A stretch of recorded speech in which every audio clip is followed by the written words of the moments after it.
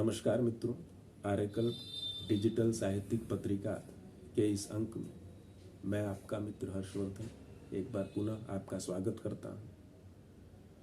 आज पंडित हजारी प्रसाद द्विवेदी की पुण्यतिथि के अवसर पर हम उनके संबंध में एक छोटा सा आलेख एवं लोकप्रिय कवि, समकालीन लोकप्रिय कवि विष्णुचंद्र शर्मा जी की एक कविता जो श्रद्धांजलि स्वरूप हम यहाँ पढ़ेंगे।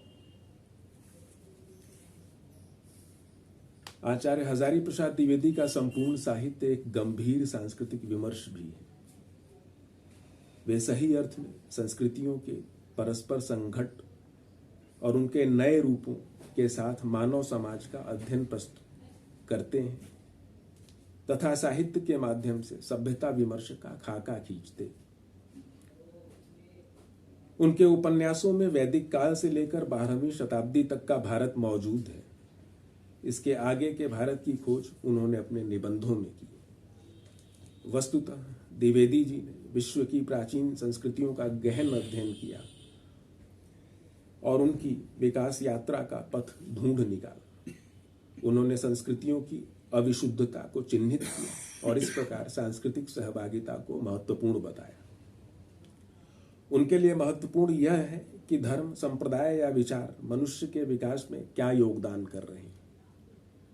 यही कारण है कि वे इस्लाम के आगमन को भी सकारात्मक रूप दे लेते हैं और समावेशी विचार सरणी को परंपरा के साथ जोड़ते हैं। द्विवेदी जी लोकतंत्र के छद्म और साम्राज्यवाद की चिंता करने वाले आधुनिक मनीषी।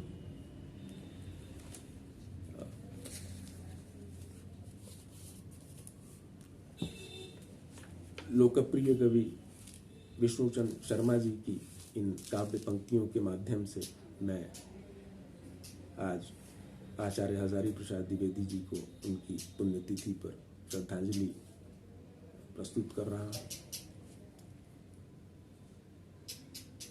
तुमने हजारी प्रसाद द्विवेदी को देवदारू के साथ नाचते हुए देखा है।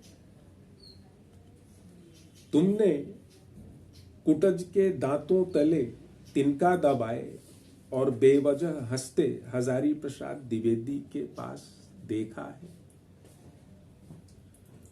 तुमने अशोक को झूमते गाते और हजारी प्रसाद द्विवेदी में बहकते हुए देखा है। तुमने तब उनकी मस्ती भरी तस्वीरों का शीर्षक भी दिया हो, सन की झिंझोटा, चपर गेंगा या गदरौना। तुमने बस मस्ती में उनकी जड़ों को हिलते, पत्तों को शाखों दर शाखा से झड़ते, खाल को तने से छूटते, यानी समूचे उनके अस्तित्व को देवदारू में रूपांतरित होते जरूर देखा।